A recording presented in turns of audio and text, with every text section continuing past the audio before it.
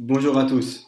Dans la paracha de Béchalar, nous est raconté ce miracle extraordinaire au cours duquel, alors que les béné Israël sont sortis d'Égypte, qu'ils sont poursuivis par le pharaon avec les soldats égyptiens, et voilà qu'ils se trouvent devant la mer, et Hachem leur fait un miracle extraordinaire en leur ouvrant la mer en deux. Ils peuvent passer donc sains et saufs au travers de la mer.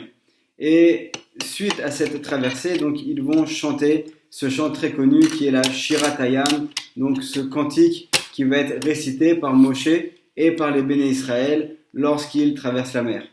Et la Torah, donc dans la parashat de la semaine, avant de nous relater ce chant, va nous dire la chose suivante. Dans le verset 31 du chapitre numéro 15.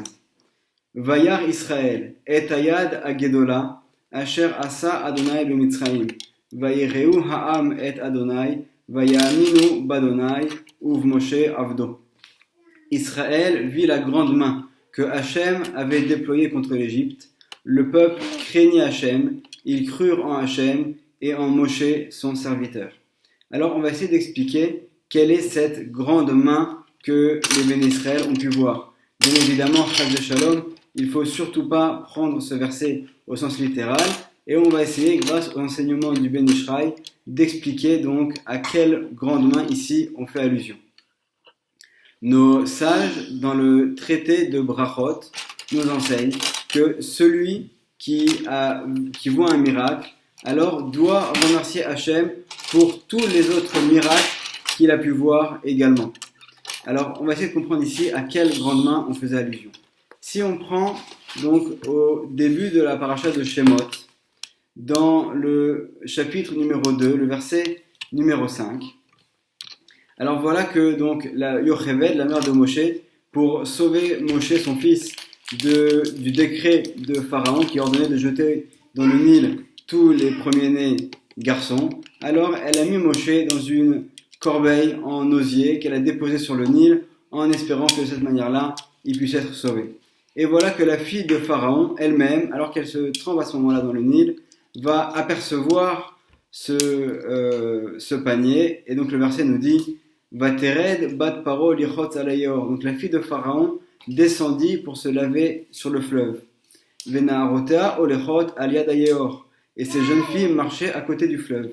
Vatere et ateva betoch asuf, vatishlach et amata vatikachea. Donc elle vit l'arche au milieu du roseau, elle envoya sa servante et le prit. Alors là, dans le Midrash, nos sages nous enseignent qu'il y a eu en fait ici de très nombreux miracles. Alors, déjà, bien évidemment, le premier miracle qu'il y a eu, c'est que Moshe se trouvait sur le fleuve, donc l'arche aurait pu être renversée, il aurait pu donc être noyé, être dévoré également par les bêtes qui avaient également près du Nil. Et donc déjà, le premier miracle, c'est qu'il va arriver sain et sauf jusqu'à la fille de Pharaon. Et nous dit le Midrash, donc voilà qu'elle se trempait dans le fleuve, et lorsqu'on nous dit que les jeunes filles se promenaient, marchaient à côté du fleuve, alors les sages dans le Midrash, dans le chapitre numéro P Aleph, nous enseignent que lorsqu'ici on parle de se promener, marcher, en fait on fait allusion ici à la mort, c'est-à-dire qu'elles auraient pu en fait voir cette arche et tuer tout simplement Moshe qui s'y trouvait. Et donc là, un miracle supplémentaire, c'est qu'elles ne vont pas le faire. Et donc finalement, la fille de Pharaon va recevoir ce berceau. Elle aurait pu également, elle aussi, ne pas y prêter attention. Et il va y avoir ce miracle où elle va avoir de la miséricorde pour ce petit garçon. Et nous disent également les sages dans le Midrash qu'en fait, elle se trempait dans le fleuve parce qu'elle était atteinte de la lèpre. Et par le simple fait d'avoir touché l'arche, alors il va y avoir un miracle. Par la sainteté de l'arche, elle va être directement guérie. Donc c'est la raison pour laquelle elle va prendre Moshe en affection et avoir de la pitié pour lui et réussir à le sauver. Et nous dit Rachid directement, lorsqu'elle a envoyé sa servante pour récupérer cette arche, alors nous dit Rachid en rapportant le Midrash qu'il y a différentes manières de traduire le mot Amata, donc sa servante. On peut le traduire bien évidemment au sens littéral, qu'elle a envoyé sa servante, mais nous dit le Midrash, et je vais vous lire tout de suite, donc le Midrash nous dit Amar Rabbi Yehuda ve Rabbi Nechemia Chad Amar Yada Vechad Amar Shifrata. Donc l'un a dit qu'elle a envoyé sa servante, mais l'autre dit qu'elle a envoyé sa main.